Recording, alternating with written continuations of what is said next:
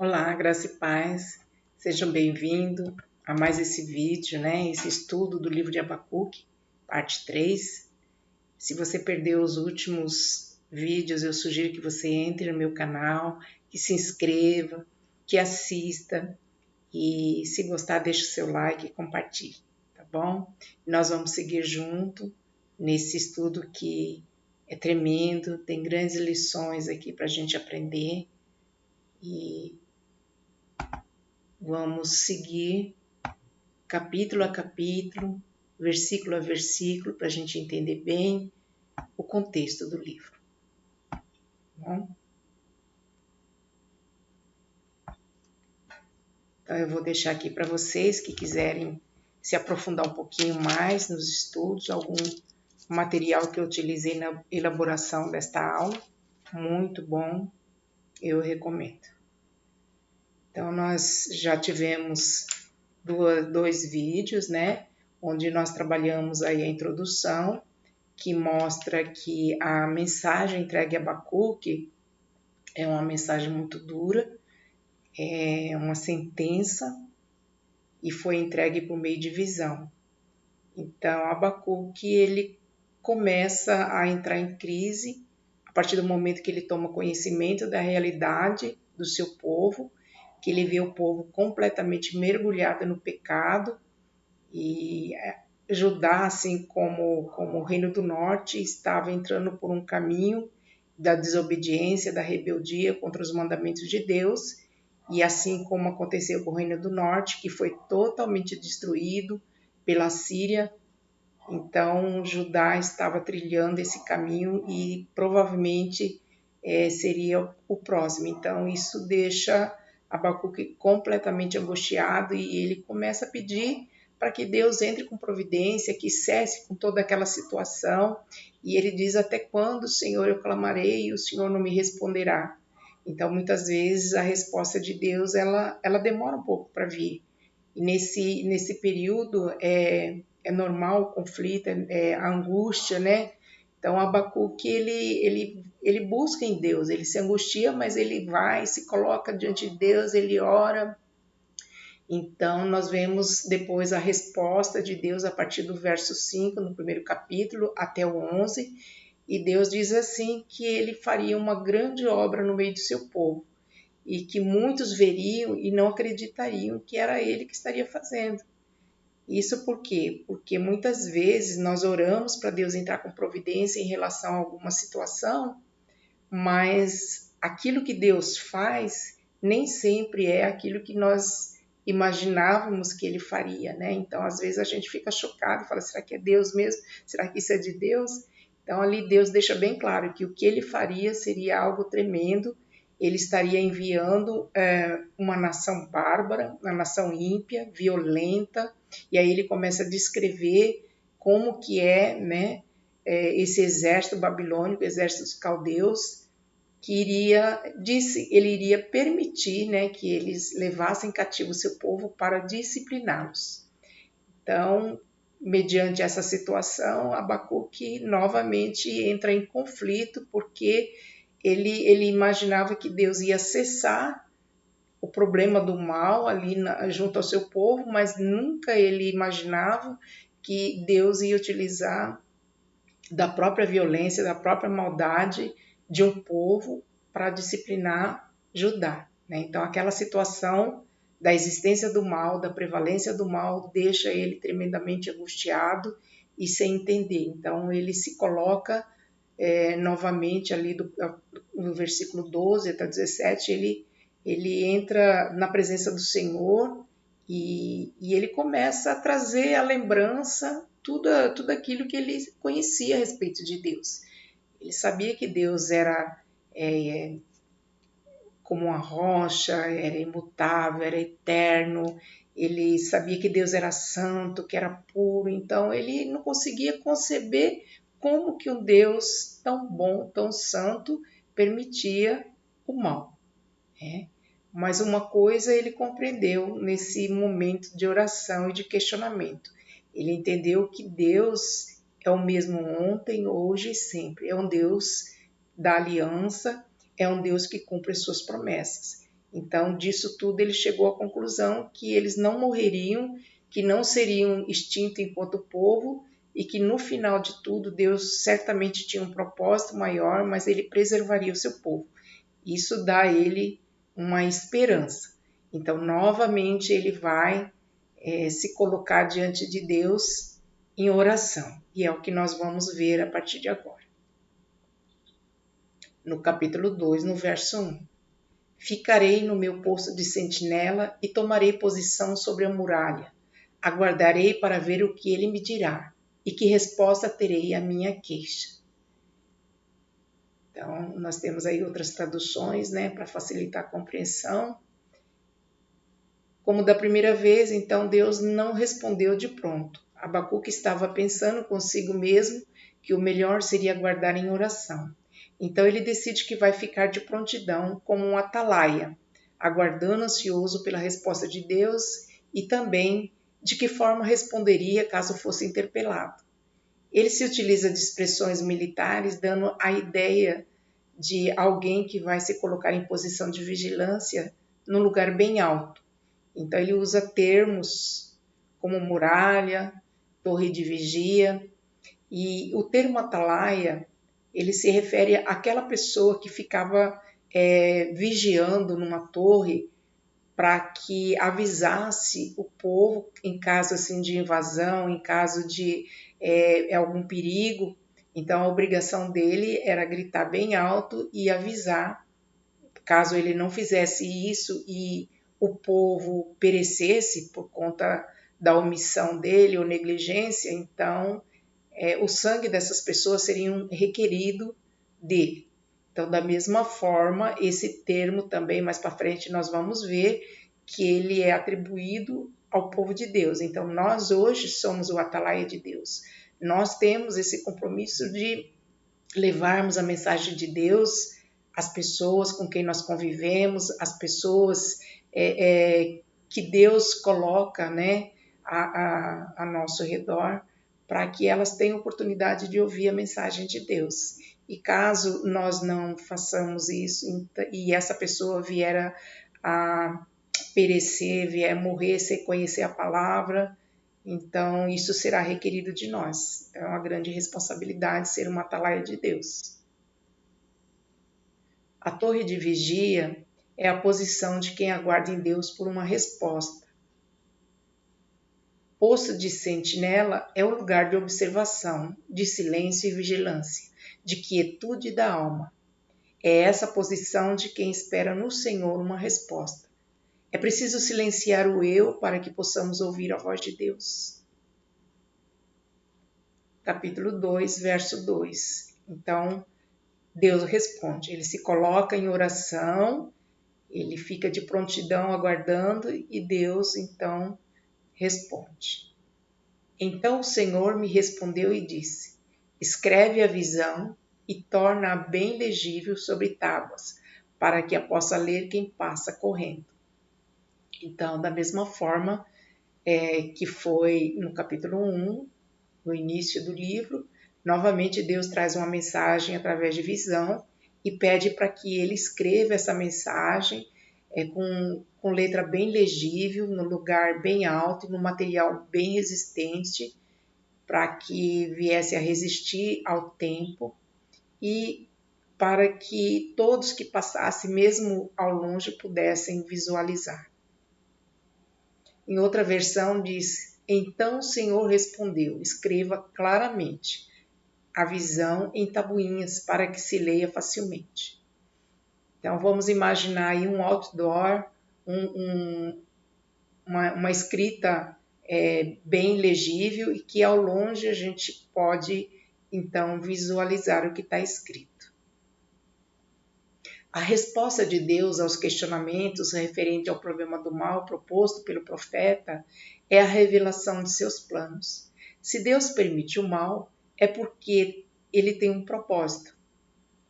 Então, o santo Afonso de Ligório, um sacerdote católico, teólogo e filósofo, ele disse assim: Deus não permitiria o mal se não pudesse tirar desse mal um bem infinitamente maior. Deus estava dizendo a Abacuque que escrevesse a visão do seu plano, num lugar em destaque, com letras bem grandes para que pudesse ser vista por quem passasse ao longe. Isso mostra a urgência e a seriedade da situação da visão concedida ao profeta. Porque a visão é ainda para o tempo determinado, mas se apressa para o fim, e não enganará. Se tardar, espera-o, porque certamente virá e não tardará.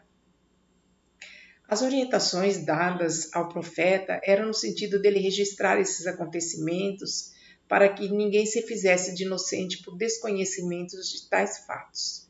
Deus anuncia aos homens os seus planos para que nós possamos reorientar a nossa caminhada e não nos desviarmos de seus propósitos.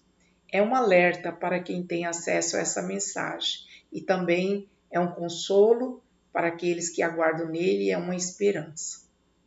Os acontecimentos anunciados não seria para o tempo imediato, conforme a palavra diz, mas aconteceria anos mais à frente. Era um fato certo.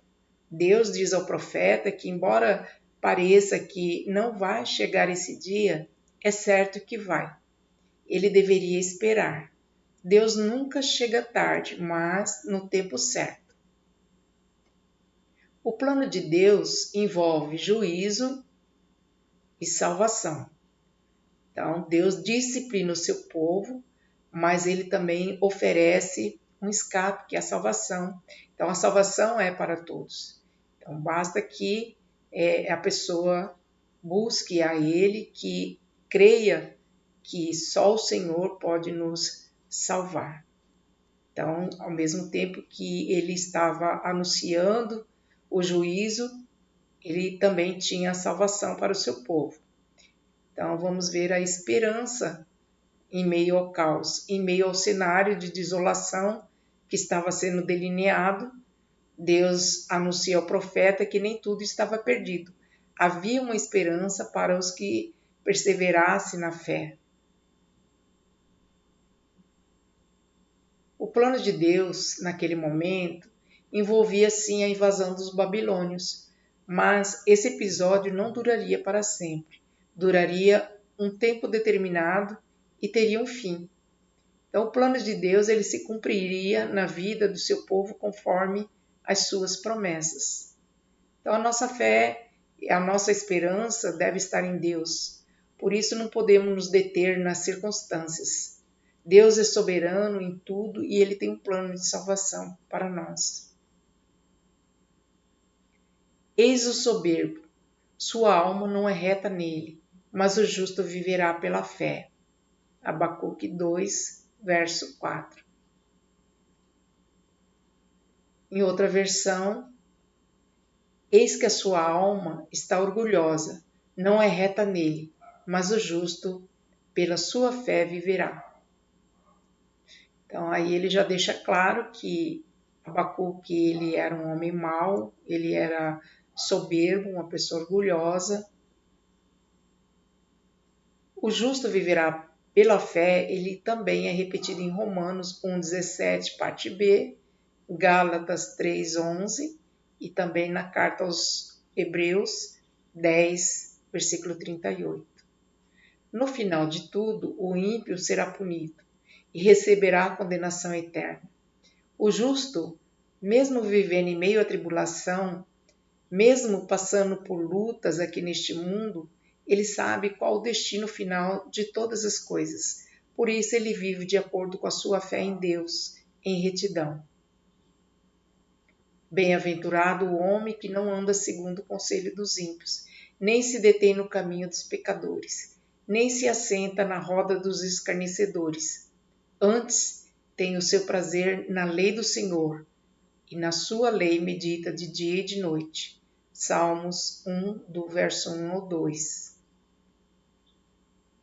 O soberbo, orgulhoso, o que não era reto diante do Senhor, então, como nós vimos, era o próprio Nabucodonosor. Deus estava dizendo que sabia quem ele era de fato, já havia colocado na balança suas obras e já o havia condenado por isso. Nada escapa aos olhos de Deus. e a cada um será dado segundo as suas obras. A derrocada da Babilônia e o tratamento dado a Nabucodonosor é descrita ali no livro de Daniel. Viver pela fé é viver na expectativa do cumprimento das promessas de Deus. De acordo com o escritor das cartas aos Hebreus, a fé é a certeza de coisas que se esperam e a convicção de fatos que não se veem. Hebreus 11:1. É, portanto, a certeza das coisas que não se veem, mas que se espera o cumprimento. Esta é a convicção de todo aquele que vive pela fé em Deus. Capítulo 2, verso 5. Assim como o vinho enganoso, tampouco permanece o arrogante, cuja gananciosa boca se escancara como sepulcro, e é como a morte, que não se farta. Ele ajunta para si todas as nações e congrega todos os povos. Então, o vinho, ele representa a alegria. Então, quando ele diz aqui que o vinho é enganoso, significa que é uma falsa alegria. Então, a bebida, como um vinho, ele oferece um prazer momentâneo, produzindo uma falsa alegria e um falso prazer. Quando os efeitos, então, acabam, vem a ressaca, o vazio, a dor de cabeça. O arrogante, da mesma forma, ele exala uma falsa alegria. O sepulcro remete à ideia de aparência. Embora por fora possa ter uma boa aparência, por dentro há cadáveres a cheiro de morte. Assim era Nabucodonosor, um homem soberbo, arrogante, que exalava a morte. Por onde passava, deixava a destruição, a ruína. Assim como o vinho dá uma falsa sensação de alegria, o poder, as riquezas e as conquistas produzem o mesmo efeito. Por isso, Nabucodonosor nunca estava satisfeito. Sempre ávido em expandir suas conquistas, num desejo megalomaníaco de conquistar o mundo, marchava sempre impiedoso, derramando sangue e destruindo tudo por onde ele passava. Ele se achava poderoso pelas suas conquistas e, aos olhos humanos, era um vencedor. Mas diante de Deus, ele já estava condenado. O dia do juízo estava perto e nada ficaria impune. Ele teria que prestar contas diante de Deus por todos os seus delitos. Quais as lições que nós podemos tirar desse texto? A primeira lição: o fato de Deus não responder às nossas orações não significa que Ele não está ouvindo. Abacuque ele nos ensina que devemos ter paciência e perseverança na oração, e nesse tempo, nossa posição deve ser de vigilância, pois o tempo de espera pode ser longo, e nesses momentos a tentação pode nos tirar da posição, nos fazer desanimar e até mesmo desistir. Torre de vigia deve ser um lugar reservado, um lugar alto, no sentido de nos posicionar acima de qualquer outra distração, para que não percamos o foco. Segunda lição: como atalaia de Deus, temos o compromisso de anunciar as boas novas. Assim como a Abacuque foi recomendado para que escrevesse a mensagem em lugar de destaque, da mesma forma temos que fazer uso de todo tipo de recurso para que a palavra de Deus seja anunciada e que todos tenham acesso a ela, para que no dia do juízo não aleguem desconhecimento. A palavra de Deus dá propósito existencial à sua revelação. Tudo o que ele diz que vai fazer, que vai acontecer, pode estar certo de que assim será. Pois, como está escrito, eu velo sobre minha palavra para que se cumpra. Jeremias 1:12, parte B. No tempo certo vai acontecer. A visão revelada por Deus, ela torna real o que ainda está por vir. Então, se torna um fato. Quarta lição: Deus tem um propósito em todas as coisas. Pode parecer muitas vezes que Ele não está vendo o que está acontecendo à nossa volta. A existência do mal também serve a um propósito que resultará em um bem maior, conforme nós vimos. Diante desses fatos, a atitude do justo é crer em Deus, crer que Ele é soberano e que está no controle de todas as coisas. Nesse sentido, no final de todas as coisas, o que pratica o mal será punido com rigor, enquanto o justo será recompensado pela sua fidelidade em Deus. Lá em Hebreus 10:38 diz assim: o justo viverá pela fé, e se retroceder, não me agradarei dele. Então,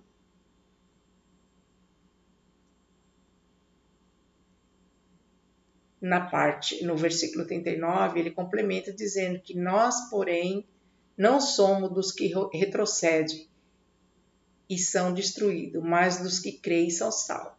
Então, que nós possamos permanecer firmes, apesar de toda a luta, apesar de todas as adversidades que nos deparamos, que somos confrontados na caminhada, que nós possamos perseverar até o final. E assim como Josué, que nós possamos também dizer: eu e minha casa serviremos ao Senhor.